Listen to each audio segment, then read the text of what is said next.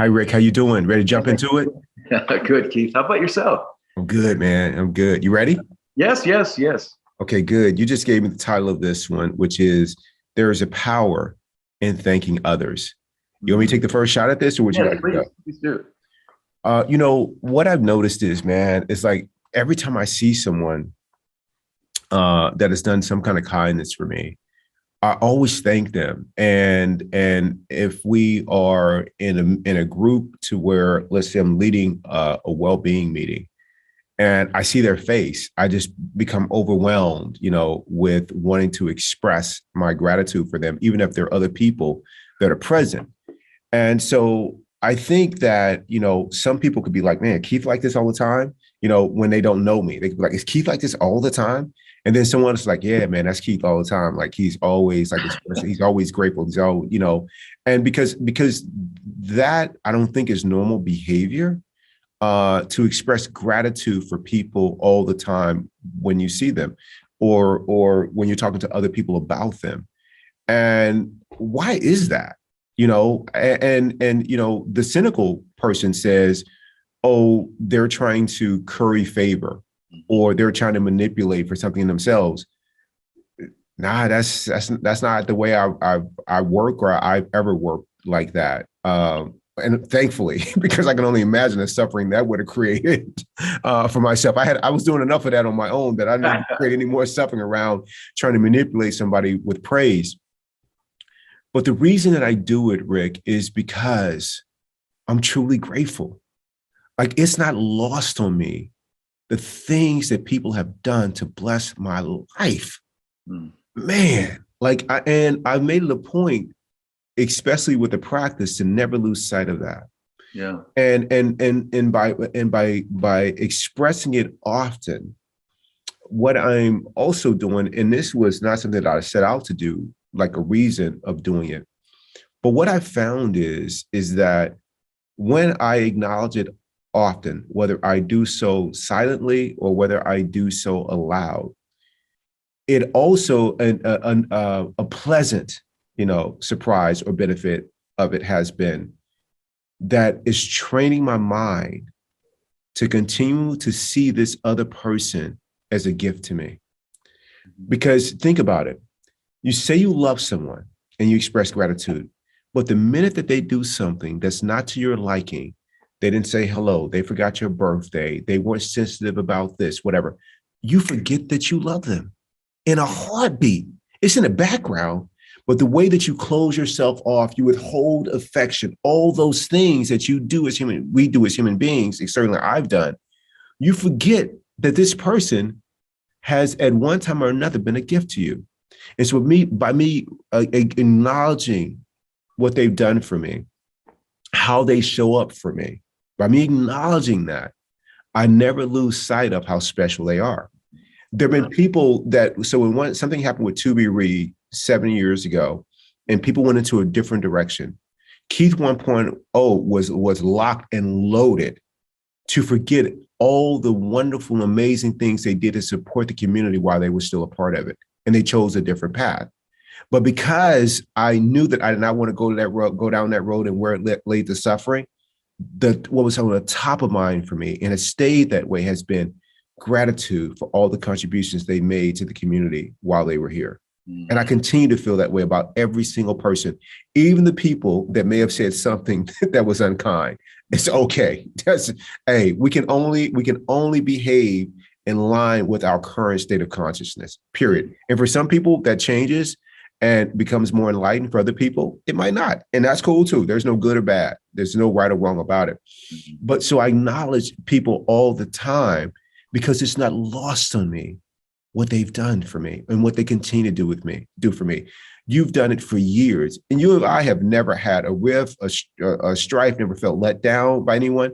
And we could have allowed our minds to create that, for some reason. Like you could have easily been like, man, for years, I've invited Keith to come and experience nature with me, to go hiking. It would really contribute to his well-being. And he's placed other priorities ahead of this experience that he could have. You've never once, thought that way. you've always been every year. You continue to make invitations, continue to make me feel welcome. And when the times that you traveled, when we've been unable to do podcasts, I could have been like, man, Ricky do podcasts from India. What is he doing? Yeah, Like, that's right. why is he not tuning in and doing a podcast with me? It was like, That's man, right. go have a great trip, man. I'll hold it down until you get back, because we never allowed that to get in the way of what we're up to. And that is celebrating what we mean to each other every single day. So when I see a colleague at Mayo, man, I'm always thanking them. I mean, people have done so much. I saw Matt the other day. I'm like hugging him, like thanking him. Man, thank you for everything you've done for me.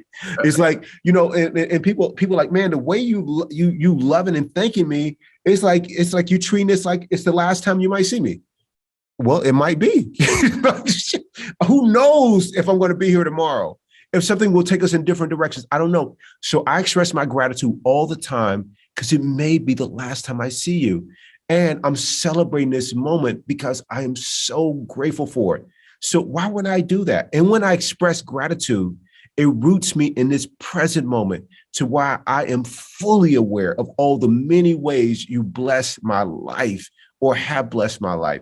It's just, man, I'm just filled with it all the time. So for anyone who's been on the receiving end of me acknowledging you for something, it's because I don't take it lightly.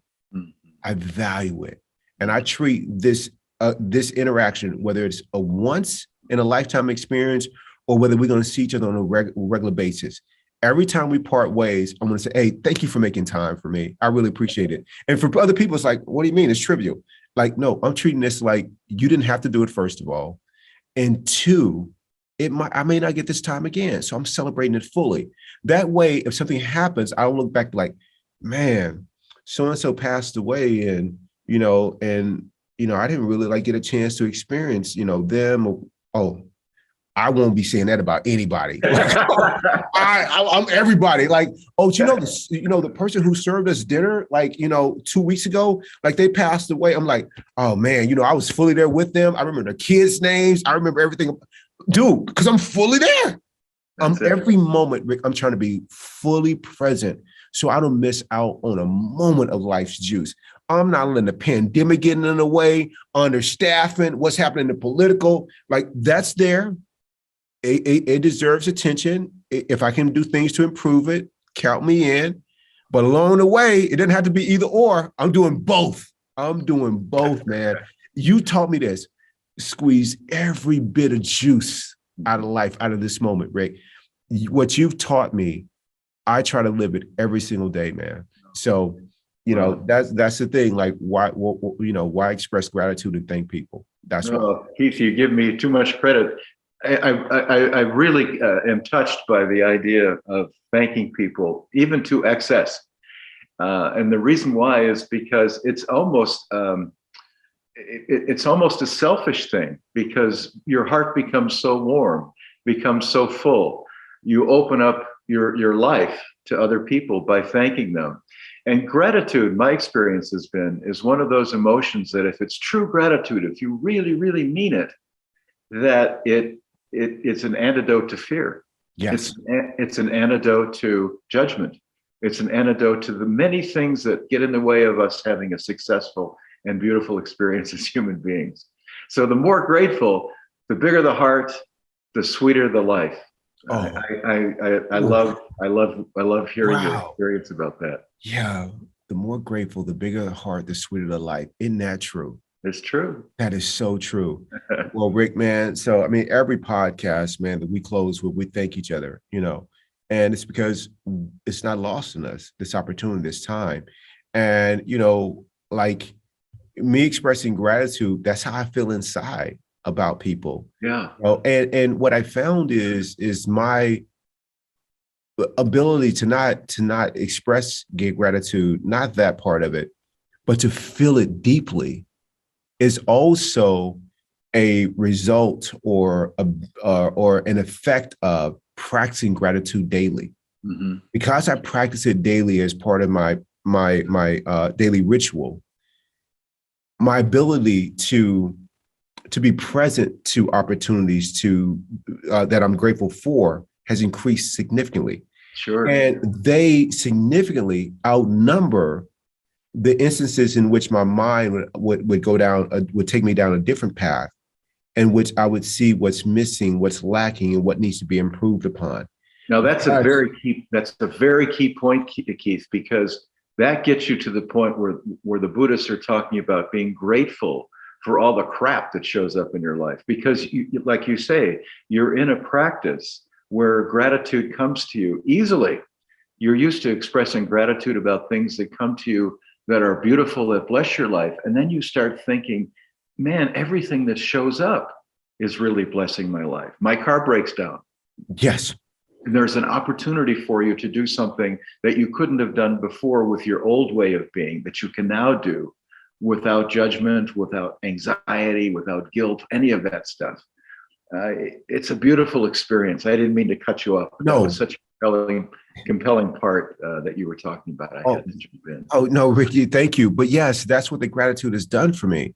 The gratitude has, and you see people do it, they say like, this situation, me losing my job or going through a divorce or, this health situation I'm dealing with, it actually has been a blessing. I couldn't understand before, like, how could a hardship be a blessing? And it's either sometimes it takes people to their rock bottom and they become aware of just how impermanent life is. And so that becomes an opening for them to really be present for life and for themselves and for their loved ones. And I think for other people, what those seeming hardships or challenges become, it becomes an opportunity to really fine tune your chops on gratitude. Like, man, I don't know what the gift is in this, but I'm just happy to be alive to experience this. You know what I'm saying? Like, what's the alternative? To not to be experiences?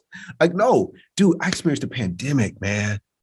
Like what that taught me, like during this pandemic, like it taught me like how people can come together collectively for public health. Like, wow, we can do that. It taught me the benefits of science, like all the people in the past that have done that. And what's interesting about it, like some people may be like, well, I think science is wrong.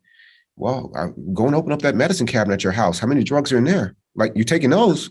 So, I mean, that food that you got left out, in the refrigerator, there's all kind of preservatives in there. I don't think I've seen anybody balking about science on that. You know what I'm saying? That car, that car you driving, science has something to do with that. We're being selective. Yeah. Selection helps you be identified with those thoughts that create separation and distance for other people. Oh, that's a different path for me. I'm gonna go on this path over here. And so what that has done, Rick, is this gratitude practice, man. It's made me grateful for the challenges, and because they're really openings. We have misidentified, we've poorly defined them as challenges. No, baby, they're opportunities. And gratitude helps you see them as opportunities. And when you do, you see the openings. And so every time I get around a person, man, in the back mind, and I'm smiling when I'm looking at them, but in the back, as the observer, I'm leaning back and be like, oh man, how good is this? To be with this person right here, right now. Like, I'm like Rick, I'm savoring it, man. I'm just sitting back there. And then at the night, I go home and I start going through my gratitude exercise. I'm savoring it again, man. Dude, Lou Gehrig, man. Like, I'm the luckiest person in the world, man. Like seriously, it's so rich, Rick. It's so rich. I want to pause with one last story. I know this podcast is running a little long, but I was shadowing, had a observation or shadowing experience with one of the premier surgeons in the country earlier this week. And in this experience, I was treated so kindly by the entire team there. They were unbelievable. The way they welcomed me in, everything. The week before, I sat in his office, John DeCuna's office, and he took me through the textbook of the surgery that we were going to see, that I was going to see. And he explained it to me as if I was paying for his time to teach me this. The gratitude. I mean, premier surgeon in the country, and he's sending me down walking me through answering my fifth grade questions, about it. It was just amazing. And so the day that I get there, the normal team that was scheduled had to do a transplant the night before, so they couldn't do the surgery. So it was a different team. And this team didn't, some members of the team didn't have the same level of experience that he would normally walk into the operating room. And so he sat there as we walking to the operating room. He's telling me, he's like, Keith, yeah, we have a different team here. It's different than what I would use to go into a very high stakes surgery with. And he said, so there's someone who's never done this. So I really have to be more patient with them. He's walking in, telling me what this game plan, I need to be more thoughtful. I need to be really mindful of my tone, that along the way, there may be things that don't go quite as well because it's a young team in terms of experience. And I do this. And so I was like, man, how did you know to do this? Why are you going this way? He said, oh, John Acuna 1.0, he didn't walk into surgery like this. He walked into surgery like, I can't believe I got an inexperienced team that I'm going in here with today. Like, are you kidding me? Like, come on, the institution needs to step up. This is high stakes. He's like, man, Keith, I realized that I used to walk into the space like this. How would that make you feel in a space like this? It's like awful, intimidated, fearful, scared, just unsettled, not peaceful. And we need that going into this kind of surgery for the outcome of the patient. Like it's critical.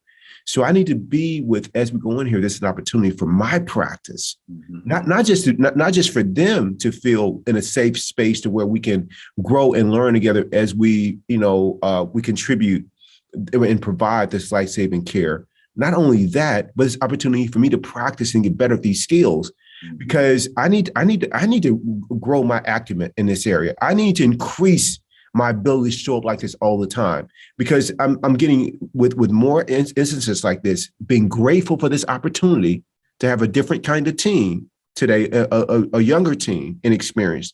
This opportunity for me to grow those skills, expand my capacity to show up more consistently like this.